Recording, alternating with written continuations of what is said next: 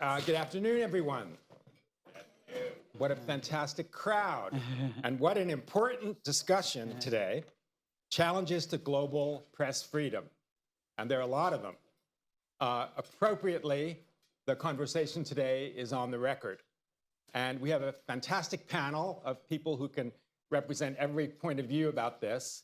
And I'll introduce them first. Nicole R is an associate professor of history at Vanderbilt University. She's an expert on the American conservative movement, which she'll talk about today. Graciela Mochkofsky, who is the dean of the Craig Newmark Graduate School of Journalism at CUNY University. She's a contributing editor at The New Yorker, and I'm proud to be on her board. It's a fantastic school. You'll hear a little bit more about it today. Jacob Weisberg, my old pal, is the co-founder and CEO of Pushkin Industry. He is also the CEO of the Committee to Protect Journalists, which is relevant for today. And he was the longtime head of Slate and the Slate Group. I'm Richard Stengel. I am the former Undersecretary of State for Public Diplomacy in the Obama administration. But more importantly, before that, I was the editor of Time magazine for 7 years. So that gives me some bona fides to talk about what we're going to talk about today. So just a quick survey of the challenges to press freedom, which are pretty much familiar to everybody here. Authoritarianism around the world, authoritarianism here, intimidation from government against journalists and news organizations, the problems of the economic model, which has caused news deserts around the country and the diminishment of local news. All of these are gigantic challenges to what we've all been involved with most of our lives. And Jacob, as the head of the Committee to Protect Journalists, looks at this internationally and domestically. You know, we've talked about this. The US is an outlier in terms of press freedom that we have here. Nobody has anything really quite like the First Amendment. But now we are experiencing challenges we may never have in the whole history of the First Amendment. I'd love you to kind of give a little bit of a tour of the waterfront internationally and domestic and set up this whole discussion. Sure. Well, thank you so much, Rick. I thought you were going to do that. But and I should add, I'm not the CEO of the Committee to Protect Journalists. I'm the chair of the board, where I happily sit with Graciela. And I'm not speaking for the Committee to Protect Journalists, although I'm going to reference a lot of the work we do. First, maybe just to step back for a minute. Why do we care about press freedom? I think we should care about it intrinsically because the right to communicate and receive information is a fundamental human right. But it's also a particular kind of human right. It's a human right that's a linchpin for so many other human rights. And I would say even if you think you don't care about press freedom, you do or you should, because it's so bound up with everything else. When you don't have independent media, when you don't have journalism, everything else gets worse. Nothing else is possible. You can't pursue global health solutions. You can't fight corruption. Business gets worse. I mean, it's very interesting. There are really good studies now in authoritarian regimes that show, I think, very persuasively that you get lower growth, you get higher inflation, you get poorer equity returns in markets over time. Without journalism and democracy, everything else collapses. And those two things are so tied up together that you see when you look around the world, you see journalism and democracy under attack, hand in hand, in a kind of reflexive way. Is democracy suffering because there's less journalism, or is journalism suffering because there's less democracy? Both things are true. And what's changed? Well, if you look around the world, things have been getting worse. I mean, to cite some of the CPJ numbers, in 2024, there were 124 journalists killed. That was a record since we've been keeping track. That number is driven very heavily by Gaza, where I think something like 85 journalists were killed in 2024. The number of journalists in prison around the world is in the 300s. If not a record, it's very close to a record. The leading imprisoners of journalists, jailers of journalists, are China, Israel again, Myanmar, Russia, Belarus. You can probably guess who's high on that list. But what's changed is the United States. You know, I think for so much of my career, the United States was a beacon of press freedom. The First Amendment stands as shorthand for press freedom around the world. And we're now seeing the same phenomena in the United States in terms of the diminishment of press freedom as we are in other regimes that are moving in an authoritarian direction. And just, you know, very briefly, it's physical threats against journalists. Journalists are physically less safe. There have been more attacks than threats here, something that we hadn't historically seen. There are more lawsuits and interference, and there are more rhetorical attacks. You know, when you have a president, not surprising anyone in this room, but when the press is called the enemy of the people by the head of state, it's a kind of permissioning for everything else. Yeah, so you laid it out well, and we were talking beforehand, when Donald Trump was just a developer in New York, he used to threaten to sue people all the time, and we laughed at it. But now, as President of the United States, that is a serious, serious threat.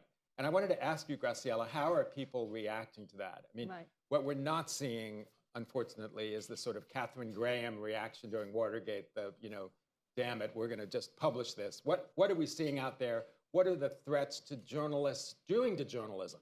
Right. So thank you for asking that. You know, I think one element that is really answering that question that Jacob did mention is that the primary driver of the press freedom crisis here and in the world is the very weak state of the news media as well, the lack that we've lost our monopoly, our collective monopoly on the distribution of information. So nobody, you know, it's very easy now to influence public opinion without having to go through media. And so it's not that we don't have courageous people and women like Katharine Graham today. We do still have a lot of courage in the industry, but the power that the Washington Post had in the 70s and 80s and 90s, it's very hard now to have, you know, very few news organizations have the type of power that we had for over a century, that you saw in this country for over a century. So, and that has to do with, you know, this is described usually as a sustainability crisis, but I think the core and the way to explain the sustainability crisis, meaning there's very few outlets, more and more outlets are finding it hard to find a sustainable financial model to do the kind of expensive, you know, public service that journalism requires, is that less people in the world, in this country and in the world, trust the information we give them or find us relevant. So it's the fact that people get their information through social media and non-professional, non-journalistic sources, and that authoritarians around the world can communicate with them directly, bypassing us, has, you know, has really taken away a lot of power. And that power came with safety for the industry and for, you know, I agree with, for our democracy. So that safety is hard now. We're less safe because we have less trust and less power. And it's easier to sue us. And it's easier, you know, correct me if I'm wrong, but my understanding is that this is the first time that a sitting president has sued a newspaper and a news organization. This was just happened with the Wall Street Journal. So all the other lawsuits, again, ABC, CBS, were when Trump was not elected, before he was elected. And that there's been an escalation now. A sitting president is suing a major news organization because he's pissed off with the information that was published about him. And you know, we've seen how it is the press, how is the industry reacting. There's a lot of fear. It's a very uneven and unequal landscape out there. So you have some major news organizations like the New York Times or the Wall Street Journal who that can actually, you know, go meet the president in court, and they have the kind of resources that allows them to actually resist and fight back. You have a diminished and really collapsing local news, a commercial local news landscape where most metro papers and local newspapers and local news organizations have been struggling to survive, and a lot of them are going under and are disappearing.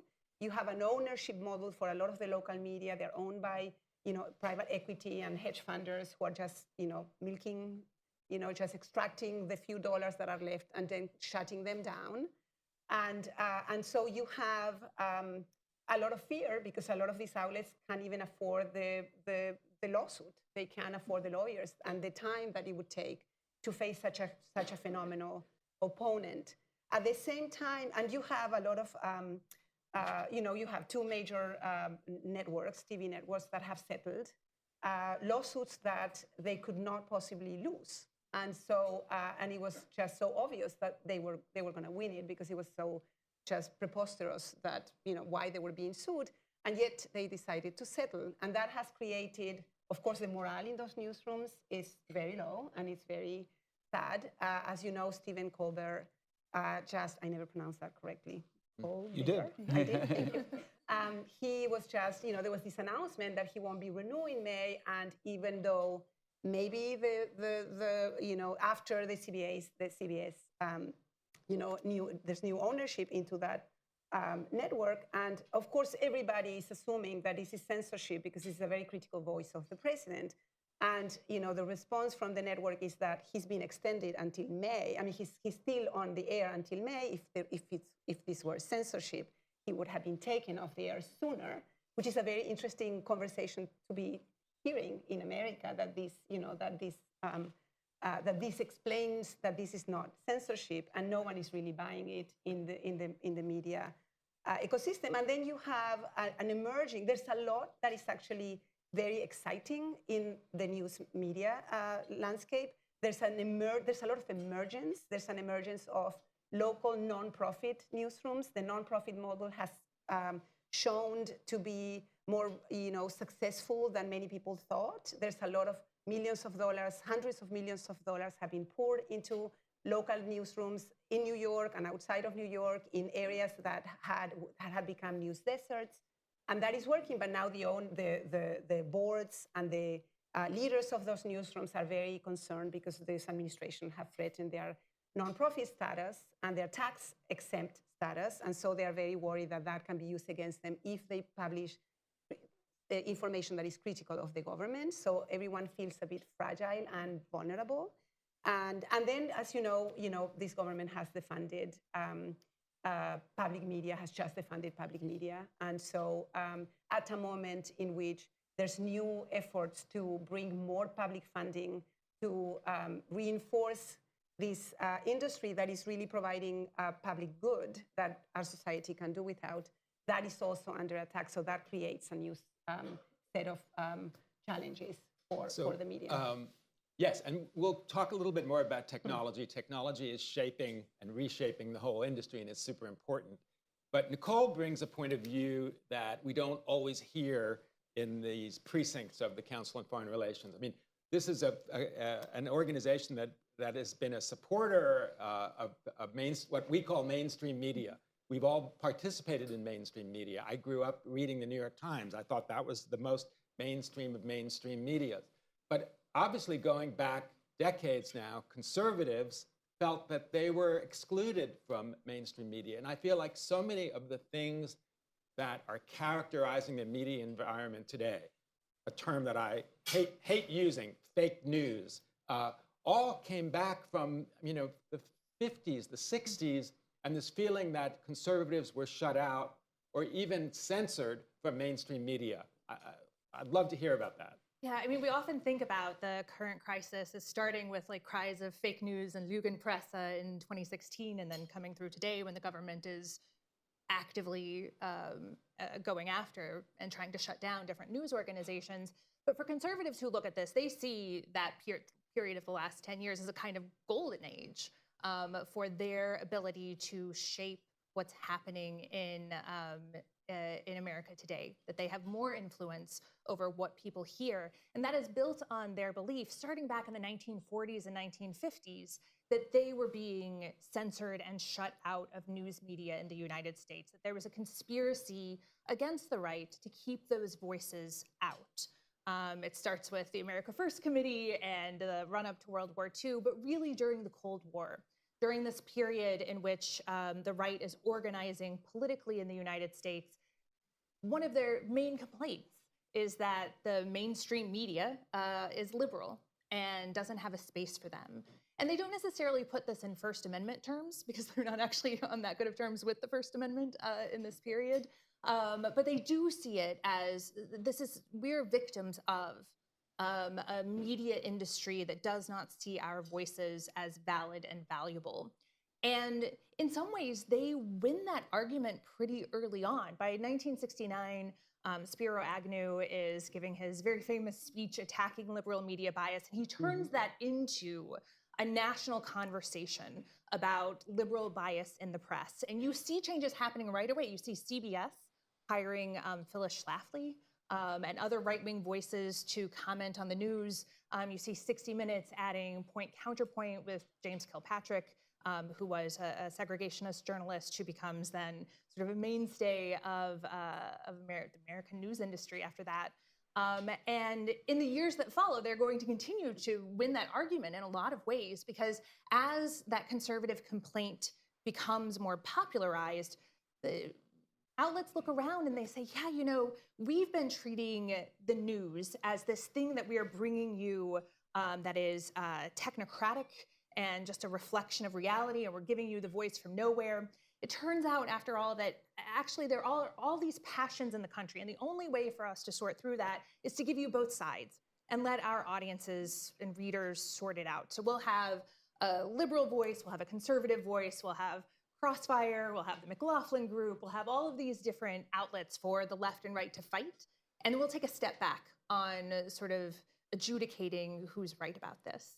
And so in some ways, the story is not like the conservatives or the right won control of the media environment in the last 10 years, but in fact that they have convinced Americans over the past 50 years that the media is biased toward liberalism and there need to be more conservative voices. What's left out of that is that the voices that were being shut out that don't get talked about are those on the left. You know, conservatives really railed against the fairness doctrine, which was a federal regulation of the airwaves in the Cold War era.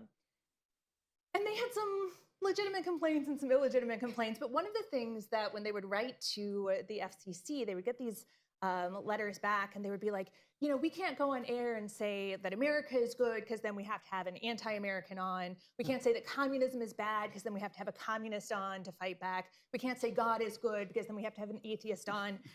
And the chair of the FCC writes back and he's like, no, you don't have to have communist or atheist on. There is no public controversy about that. Nobody agrees with those views. And so you have this whole set of ideas that are legitimately being blacked out that don't become part of the conversation about news coverage. And that continues to this day, right? Where are the places that we are seeing voices shut down and silenced at universities and media? They actually tend to come more from the left. But that doesn't get folded into the conversation because that idea of liberal bias is so pervasive in the United States. Yes, and in some ways, technology has solved for that, right? There's no barriers to entry anymore. You can start a YouTube channel, you can be on Substack, you can get those voices. In the era that we grew up in, it was literally about real estate. If there's a liberal point of view, you know, you have to have two columns here that have a conservative point of view, and I always subscribe to that. But I do wonder now, Jacob, about how technology has changed the kind of perception of the press, the protections of the First Amendment. I mean, Slate, which was a kind of a revolutionary thing when it started.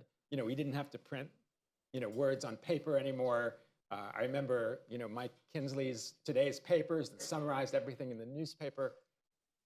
So many people blame technology, i.e. social media, for the destruction of the mainstream press. Do you think that they're a culprit? Or how has that changed perceptions of media? Well, I think there's an inevitability about it. I mean, I did start working on the internet in 1996, and Slate, where I went to work at the beginning, is pretty much the sole survivor of that era. And boy, it was a lot of fun to be actually innovating in journalism and inventing things like news aggregation and blogs. And, you know, that was, we saw those as new ways to communicate effectively. And I don't think the medium itself is at fault, but you have this confluence of factors. You have the technological change, you have the destruction of economic value around news organizations, and then you layer on top of that what I'd call the political attack, and what you have is a badly weakened news media then sort of getting hit from another side. So I don't think there's any one. I mean, you can blame technology if you want, you can, but I don't think there was any other alternative. In a way, I think we would be much better off if the big mainstream news organizations, for want of a better term, had embraced it sooner. Yes. And had got behind it. The moment I always think about Slate started at Microsoft and went to the Washington Post company, and the Washington Post company almost became the first big investor in Facebook. And I always think if that had happened in whatever year that was, 2006, 2007, the whole story would be different. I mean, if the Washington Post had owned, first of all, it would be an enormously rich company. It would have been in a position to do, the company would have never had to sell the Washington Post to Jeff Bezos, and they could have continued to do robust international coverage, investigative coverage, as long they could have endowed that until the end of time. And so there were accidents and mistakes along the way that were kind of worked out badly for news organizations. But at the core of it is an ethical story and a story about values and principles. And I think with this CBS case, you see it, is in sort of perfectly and terribly illustrated. I mean, first of all, CBS, for kind of young folks in the room, was the class of TV news. It was, it was the house of Edward R. Murrow. It was the, first place that stood up to McCarthyism. Walter Cronkite during the Vietnam War, was the person who was trusted to tell the American people the truth. There's a tremendous still sense of tradition and responsibility on the part of journalists there. And now we've reached a point where, Stephen Colbert came back from his vacation last week on Monday, and he talked about this settlement. He said there's actually a technical legal term for what CBS is doing with the president. It's called a big fat bribe. Right? It is nothing else. There was that was the most meritless suit. The worst Trump-appointed judge in Louisiana or Texas, I don't think would have granted discovery in that case, because what CBS was accused of doing, it didn't do what it was accused of doing, which was editing the interview to make Kamala Harris look better on 60 Minutes. Actually, just cut the interview in half and ran part of it on Sunday morning and part of it on 60 Minutes. But even if it had, there's a First Amendment. It's not, you don't have a legal case because you think a news organization made your opponent look bad. And by the way, he won the election anyway. So he sues for $20 billion. And because Paramount, the parent corporation, is being held up to have its sale to Skydance, David Ellison explicitly held up pending a settlement. They say, well, it's in our interest to pay $16 million. And the business leadership of the company, including the business leadership of CBS, lies about it. They say, oh, no, that was not why we settled the case. The amount of credibility that CBS loses because of that, I think, is tremendous. And that's why, journalists at CBS have their hair on fire. But really, it's a betrayal of journalism. And they did have another choice. They didn't have to do that. They could have fought that suit. They could have won the suit. Now, Sherry Redstone, might not have ended up with as much money as she'll end up if the merger goes through. But my God, what do you ultimately care about? Well, and in some ways, they want to penalize the actual practice of journalism. I mean, what 60 Minutes did is they were committing journalism. That is protected by the First Amendment. You mentioned Walter Cronkite, and Nicole, I want to ask you something about this. I read a book last couple of years, I think it was called Walter Cronkite and the Washington Consensus, about how Walter Cronkite was the face of kind of objective news, but he had a real ideological point of view, and that all of those journalists in those days, whether the Associated Press, CBS, the New York Times, there was a Washington consensus. They wanted people to feel like the U.S. should be involved in world affairs, the U.S. should be leading things, we're in favor of NATO and all of these things, and it was a kind of an eye-opener for me, and I'm just curious how the folks on the right saw that, and did they see that at the time? They absolutely saw that. I mean, they talk about this kind of consensus journalism not just as being liberal, but they're also like, it's vapid and it's milquetoast, and it doesn't have much substance to it. And part of what they were pointing to was this idea that there were a lot of things that you couldn't push back against. You couldn't push back against the sort of agreement about the U.S. being in the United Nations. You couldn't push back against the good things that the government does, like Social Security. Like there wasn't room for that kind of debate, they felt. But again, I think that's how conservatives understood it. They were like, there's this consensus, we are outside of it, we need to destroy that consensus so that we can have a seat at the table. But there was also a consensus on, say, anti-communism. Now, they didn't think that liberal anti-communism went far enough, but there was a whole swath of ideas that don't get reflected in the evening news from anywhere sort of like to the right of, or to the left of the Kennedys, right? Like there's a whole big space that's shut out of that consensus. Or take something like Black civil rights. There is a movement, in the early 1960s, I think there's more of a consensus among white journalists that this is a good thing that's happening, that Black civil rights, the time has come, it's time for white Southerners to give up their old ways. And this is actually, there's a lot of the coinage around liberal bias actually comes out about that, oh, look at all of these journalists who are standing up for Black civil rights, they're biased against the white South.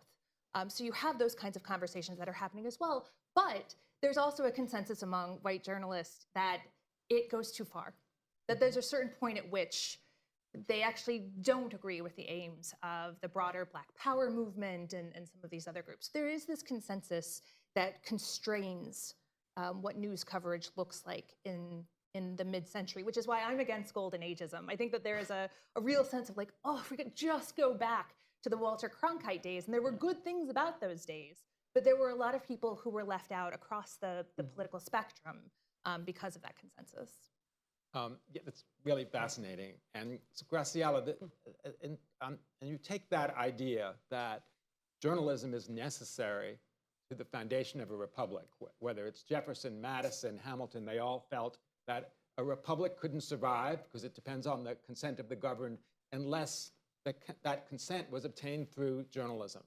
One of the things that we're seeing now, and we mentioned it at the top, is that there's the dying out of local newspapers. 2/3 of local news reporters have lost their jobs since the beginning of this century. What is the reason for that?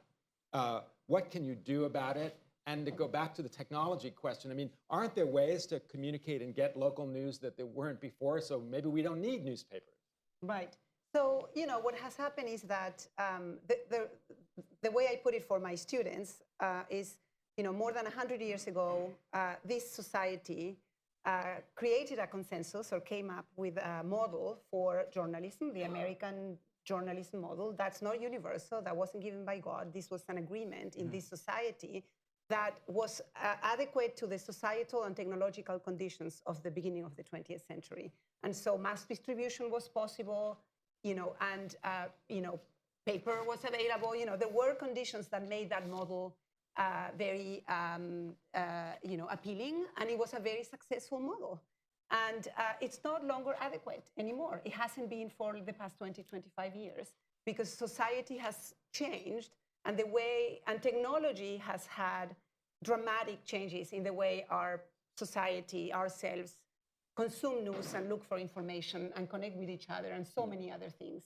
So my view, and what we're trying to do at the Newmark J School, is really to stop thinking. I think there's a culture problem within the media, and I was very much guilty of that too, which is that we are so set in that model, and the idea that it's society that needs to change for us to really show them how great we are and to continue serving them, because we are so important. And we are, and the service we provide is essential. I truly, deeply believe that. But if we can't wait for our society to come back, there's this nostalgia and this sense that, more education or fact-checking or verification, that will bring people back and they will trust us again. Or having more, credible voices and using, the influencers example, there's this new phenomena that you have individuals who are way more popular than any newsroom. And so newsrooms are trying now to kind of create their own voices so that they will bring these audiences. And all of those things have actually led to great experimentation and successful experimentation. But to me, the problem here at the core is that we need to change. It's not about us, journalists or the media. We really need to understand what is the model that works for the society we have today and the technology we have today. AI is here. AI is coming. If you're in a newsroom and you think AI won't affect you, you are, I don't know what you're doing, you're crazy. It's going to, if you resist, good luck. You can resist all you want. It's like resisting the internet. It's not, because it's not what you do. It's what society, how it's changing our society already. And so I find there's actually a lot of people, very smart people, very brave people within our newsrooms in this country and abroad, everywhere, who are actually embracing this new technology. And even though, with understanding the dangers and understanding how it can be used by bad actors, but it's being used to continue to do what we do, which is public service, serving information needs, and really get to our society where they are. And so to me, as someone who's constantly, because of her work, thinking about the future, because I train people to be the next generation of reporters and editors and news leaders, we are constantly trying to figure out, how do we adapt to our society and their needs? And how do we defend, while we do that, how do we defend? It's really hard to do this in general, but it's much harder to do it when you're under attack, because the instinct is, of course, to unite in defense of what you're doing and the values, and protect CBS and protect the local newspapers. But I think we need to do that, and at the same time really explore transformational radical change that will really help us adapt, because we are behind. 100%. Jacob. I just wanted to add to the point both of you made. I mean, when I look at it historically, the American contribution is not just the 18th century idea of a free press. It's the early 20th century idea of an independent and objective press. Right. And I think we're much more in danger of losing that than we are of losing the free press. There's a cacophony of voices. I don't think we're facing a situation where people are going to be imprisoned for expressing their opinions. I think we're facing a situation where there's no trust, and the idea of what journalists do, the professional obligation of journalists to try to act like scientists, to try to see reality and tell people what reality is. That's what I think is in jeopardy right now. Yeah, but I think, as Nicole was saying, that really served just one population in this country, the objectivity, and I come from Argentina, Latin America, I grew up in a dictatorship. And when I became a reporter, I'm the first generation post-dictatorship in the early 90s, the American model was just a dream. And I came here to do my master's, and I don't think other models were better. And none of us believed in objectivity, but we understood that we need to be fair and hear all, so that model, I think we keep. I don't think we don't keep that, but, and it's very important, but, it's not, it didn't serve everyone. We have here thousands of community and ethnic media outlets in this country serving Black people and Latino people and Asian people and immigrant people. They did not have that. They didn't have access to that journalism. They didn't have access to that model. Those outlets who were serving mostly white communities in this country did not see them, did not serve them. There was always an exclusion problem with that model. And I think we have now, as you said, an opportunity to fix that. And that is not a small thing. I think that's a huge thing. And I also want to say there is one journalist who's in prison for his work, which was Mario Guevara, as you know, CPJs. If you are an immigrant journalist, if you're a journalist today in America who don't have citizenship, you are really, really scared to death. It's now, you feel they're coming after you. There's a lot of journalists who are really afraid to leave this country, because when you can, even American citizens, when you come back, your cell phone might be taken, and if you have any criticism in your WhatsApp communications with your friends, you might have a rough time. But for the first time in a long time in America, there's a journalist who has been in prison for doing his work. He's in a nice facility in Georgia. This guy is a Spanish language, very well-respected reporter in Atlanta, Georgia, and he was he was arrested during a protest, and then he was handed over to ICE, and ICE is now trying to deport this guy to El Salvador, where a country he fled because America was safe 20 years ago. Yeah, no, it's just extraordinary, the courage and bravery of journalists abroad that we've looked at for generations, and now we're beginning to see it here at home. And I think, to Jacob, your point, the First Amendment was an outlier, but even this idea of objective journalism turns out to be an outlier and may even be just something that was temporary in American journalism. So we're going to open it up now to questions. And this, by the way, is being recorded, so you can see your question. And I will call on folks. You had your hand up right away. Okay. James Heimowitz. One of my roles is I'm a senior advisor to Hong Kong South China Morning Post, and I was previously CEO of Hill & Knowlton in Asia. And I listened with fascination to all of you talk to words like independence, trust, well-respected. The question I get, I also taught in China I lived in China 33 years. What is a journalist in Western standards and American standards? Most professions, whether you're teachers, you get certified by the state, whether you're a doctor, you get a medical certification from AMA. Problem is, anybody who wants to be a journalist can be a journalist. And is that part of the problem? Question one. And is there any talk about certification, so to speak? And all of the questions, and the second part of the same question is, what do we do about all the problems that you mentioned? Who wants to start? I can start. I mean, I think that the problem with the idea of accreditation is that I don't know that it would persuade readers and viewers that they should trust the accrediting organization or institution.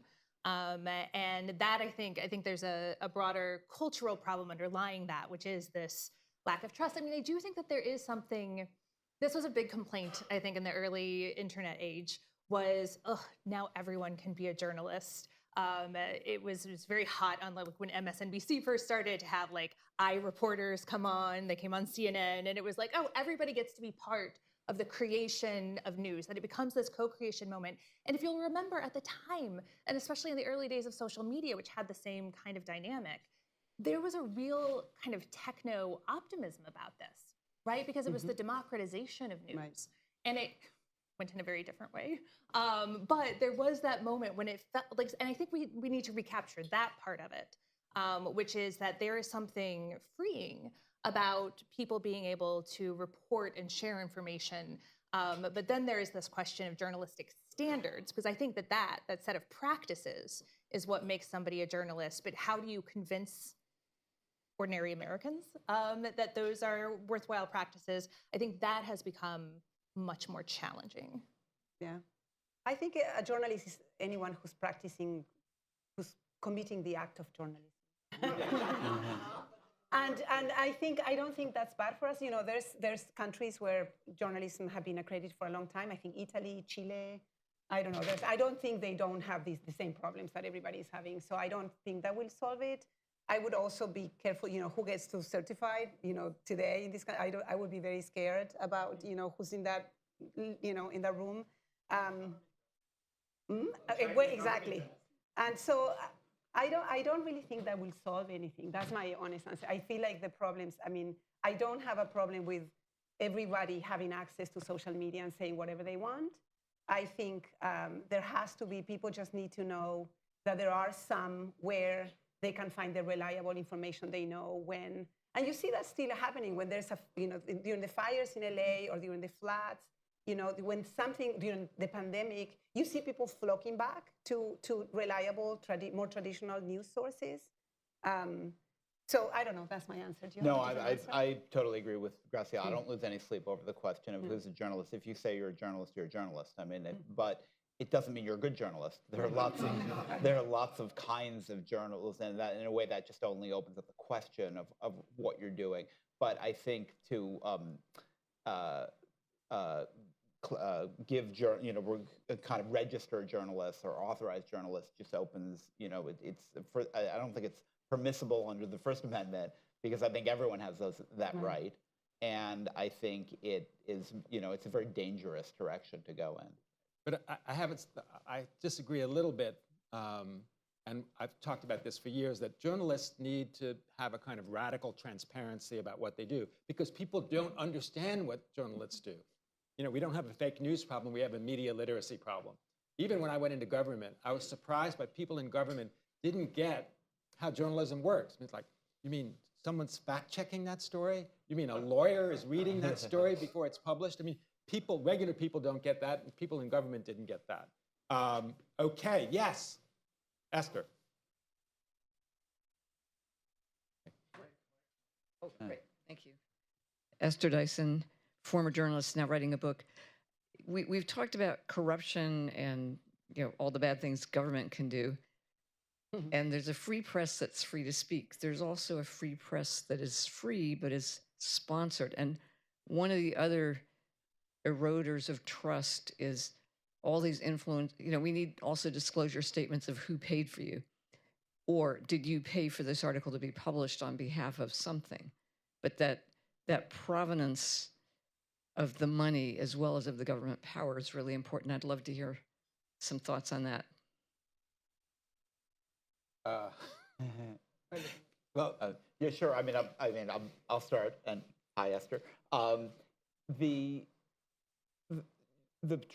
think the way media organizations have been set up historically, if you go back to the golden age, whether it was the golden age or not, there were, it was almost like the Federal Reserve, the way that walls were erected to try to protect journalists from the financial influence and from the corporate influence. It didn't always work, of course, but like objectivity, it was a standard and a principle, and good journalists believed in it, and good news organizations worked towards it. And in this kind of mid-century period, we had the extraordinary phenomenon in America of these family businesses who, partly because their monopoly profits made them so successful, were really in a position to support those standards. The Grahams, the Sulzbergers, other families that owned the great kind of metropolitan newspaper franchises.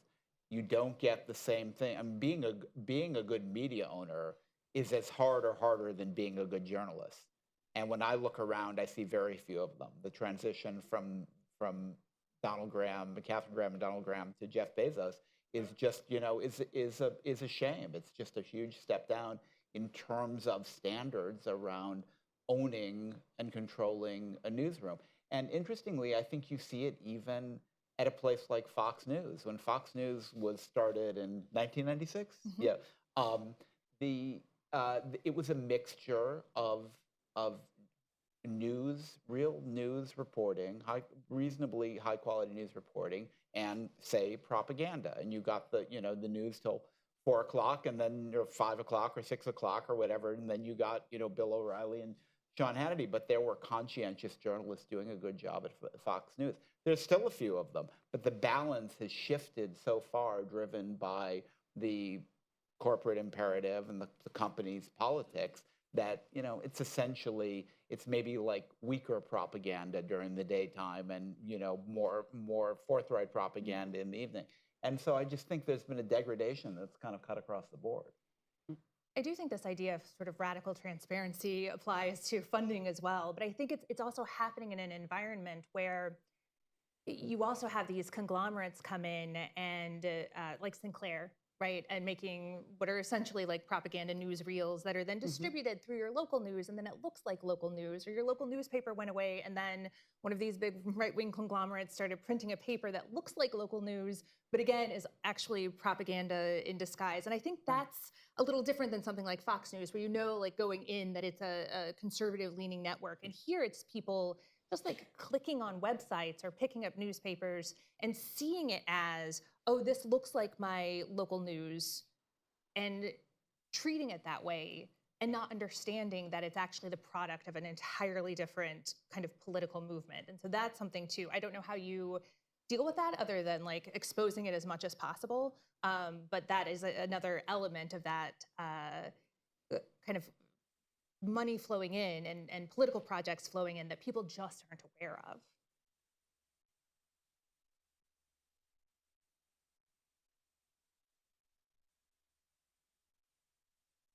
Yeah. I mean, Which also old newspapers were doing. advertising has a lot of culpability in terms of how journalism has changed. Because part of the thing, when I was head of Time magazine and I had to actually get a lot of advertising, advertisers wanted to look like the content. They wanted to deceive people that this has the same credibility as a news story. So on the websites that you're on, where those tabula things are at the bottom that are pretending to be news stories, they're advertising, I think a lot of regular people don't realize that there's a difference. I do think technology, there's some new things that I think are terrific. Substack, for example, right? You're paying a subscription for that content. It's not intermediated by any advertising. You know, that may be the way of the future. There's a gentleman way back there who's been waiting for a long time. From the Institute for War and Peace Reporting. Fascinating discussion. Thank you all for it. I did have to check the title of the conversation, though, because I think it's about global press freedoms, and I'm not entirely sure that maybe we could reflect a little bit on that. I was in Moldova some months ago when the administration had started its pyrotechnics, and when a member of the government calls USAID a criminal organization, then what they're saying to a local constituency of courageous journalists and investigative reporters struggling in their own environment, it's labeling them as criminal too. So this has had a really terrible impact on Democrats and journalists around the world, not just the cuts in USAID funding, which is very significant, but in the whole attack on journalism itself more broadly. And if America is not a leader in this field, then frankly, nobody is. So I wondered if you could just shift the conversation a little bit back, if you didn't mind, to how this crisis of American journalism, which you're describing, really impacts the whole rest of the world, which I think it does.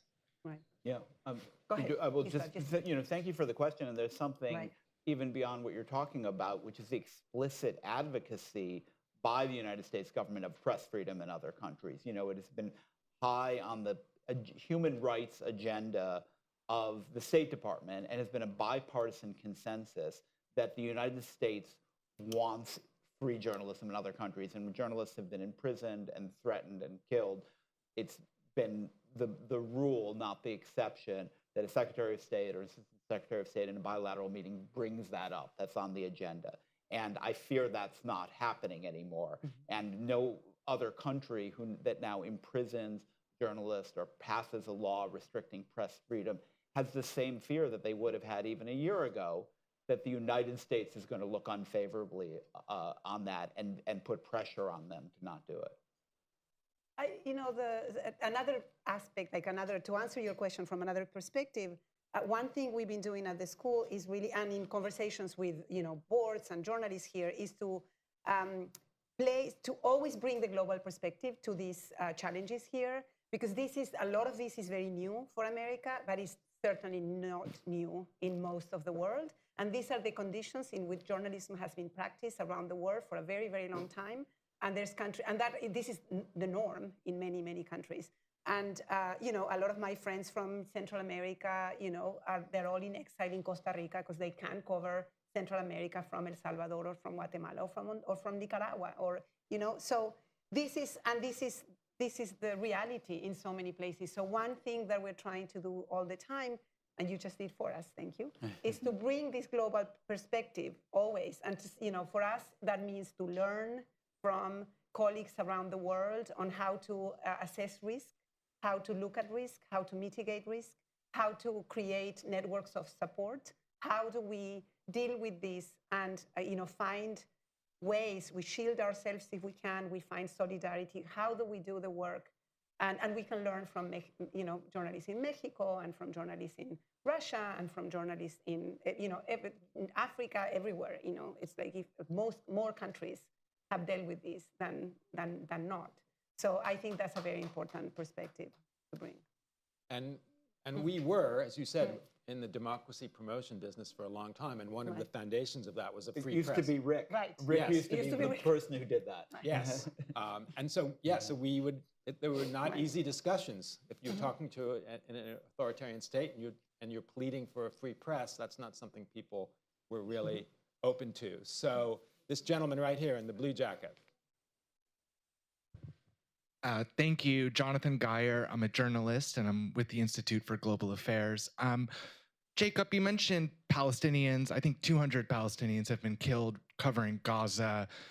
Israel is a huge challenge to press freedom. I wonder if you could talk about how American press is meeting the moment, the challenges for Palestinians in Gaza covering this issue. And one of the harder things, I think, is active voice. We don't see that a lot in the press when they cover Israel's alleged war crimes, and why there's such a scant coverage on the cover. New York Magazine ran a cover on alleged Israeli war crimes. By my count, no other publication has. How is that posing a challenge to global press freedom? Yeah, and the number I cited of 85 was just in 2024 of journalists killed with Gaza. And one of the things that the Community to Protect Journalists does that I'm very proud of is it looks into every one of these cases and it tries to determine to the best of its ability who was a journalist using standards we have. What's happened in Gaza is unlike anything I've ever seen in terms of the scale of the attacks on journalists, certainly relative to the size of the country.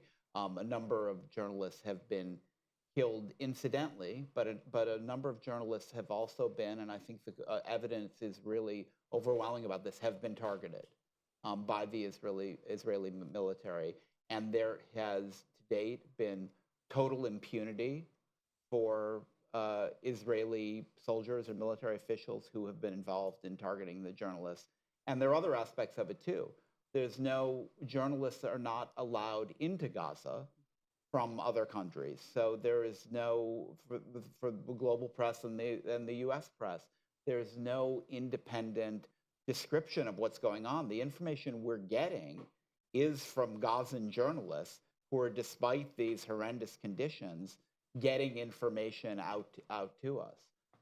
And I think it's all utterly unacceptable. I don't know what else to say about it. But on top of the humanitarian catastrophe and crisis, there's a sub catastrophe, which is the journalistic catastrophe. Anyone else want to weigh in on that? Yes, sir, right here. Your mic is coming to you. There it is. Bob Scott, Adelphi University. Professor Hammer, in your studies, have you examined radio? And the background to my question is that through a set of circumstances, unusual as they were, in the 1980s in Indianapolis, I happened to be together with Bert Servoz, Richard DeVos, and the Liberty Foundation planning to buy up radio stations for talk radio to be conservative across the country. I do study this. So my first book was called Messengers of the Right, and it was a study of conservative media during the Cold War. But the backbone of it was a radio broadcaster named Clarence Mannion, who had a syndicated radio show that ran from 1954 to 1979, and was sort of the prototype for conservative talk radio. Now, at the time, like, the technology wasn't what it would be, so that if you're thinking about conservative talk radio and you're thinking of Rush Limbaugh and Glenn Beck, those 3-hour call-in shows that could be very entertaining but very provocative and very influential, these weren't those. But it was part of this early movement on the right that said the way that we are going to change politics in the United States is through the media. We have to control the media if we want to change politics. Like, that's a theory of politics that the right has had since the 1940s and 50s. So what we are seeing now is the fruits of that decades-long movement. And radio was at the heart of it. And that they stuck with radio through these very deep-pocketed donors, because nobody was making any money in it during the Cold War, that they stuck with it. And then you get that second generation that Rush Limbaugh is sort of the avatar of, who's benefiting from all of those donors who are buying stations. And then he shows up on the scene in 1988 and becomes just this huge phenomenon. And what he does that's different is he shows that talk radio on the right can be both very popular and very profitable. And so they're imagining in the 1980s that talk radio is going to have to be something that's just supported by sponsors and donors, and it certainly still is in a lot of ways. What I don't think that they could imagine was that you could be paying somebody like Limbaugh or Glenn Beck or Sean Hannity hundreds of millions of dollars per contract, and they'd still be making a profit. And that has a lot to do with changing politics in the 1990s. But yes, that it was a program, a project that had been underway not just in the 1980s, but in the 1950s and 60s. And Nicole, people on the right have been trying to defund public radio for all those years. All those years. That's happened. Are people rejoicing about that? They love it. Yes, they're very, very happy. They've been gunning for Big Bird for a long time, and they finally got him. But also, like, yes, and, Bill Buckley's firing line was on PBS for 30 years. Like, it is one of those things where there is this kind of, there's the bogeyman of PBS and NPR that they've been gunning for a very long time. But when they can make use of it, they do make use of it. It was the same thing for like the Fairness Doctrine. There was a big voice on the right, big voices on the right that were opposed to the Fairness Doctrine. But by the 1970s, they were looking around and they were like, wait, the Fairness Doctrine could be a way for us to get more right-wing voices on air. And then they use it. So I think it's important to understand that these positions might be strongly held, but they're also kind of flexible. Yeah. But interesting, I would just add, Nikki, they've also won podcasting. On very short order, and it's very interesting. I mean, in the days of Rush Limbaugh, you would often hear the lament, oh, why can't liberals have populist voices that get huge audiences like Rush Limbaugh? And there were a lot of, I'm sure you have various theories about why they didn't, but they didn't. And exactly the same thing has happened even more dramatically around podcasting, which suddenly, in the period running up to the last election, and since, the biggest podcasts are all populist conservatives. Populist conservative voice, many of comedians, not all, inherently ideological people who are, you would class on the right. And there's no equivalent on the left. They seem incapable of doing it. So I do have a theory, and that is that it connects to the broader changes that are happening in media. That we had a media system that was built around expertise and authority and associated with big corporations like CBS, ABC, NBC. And we have moved to an information environment in which people are dependent on influencers and trust in a different way. Like, it's a different kind of trust. It's not trusting in the Walter Cronkites. It's trusting in people because you have a parasocial relationship with them, whether it's through podcasts or social media. And the right is much better set up for that, because they weren't ever particularly strongly tied to that world of expertise and authority in the same way. They were already in a world in which influence and a person's sort of political identity was more important than whether they had, verifiability. And so they have thrived in this environment. Which you might call believe the people you like instead of like the people you believe. That's right. Yeah.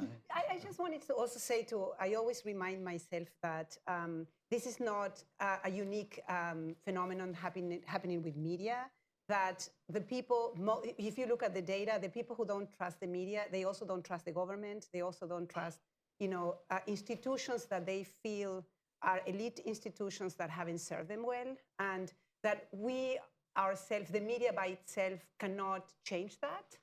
And so when we are looking at trust, and and we spend a lot of time at the school and talking to news leaders, thinking about that and looking at what people are, newsrooms are doing around this, you really need to remember that this is not happening, in a void. There's a context in which, that is the context that I think explains, this authoritarian, the success of these authoritarian rulers and leaders, and that we are seen as part of institutions that are not serving, that people don't feel we make an impact, we have an impact on their lives, and that don't serve them well. And so how do we change? How do we adapt to, and that doesn't mean, I absolutely reject the fact that means you need to change your standards, or you need to change your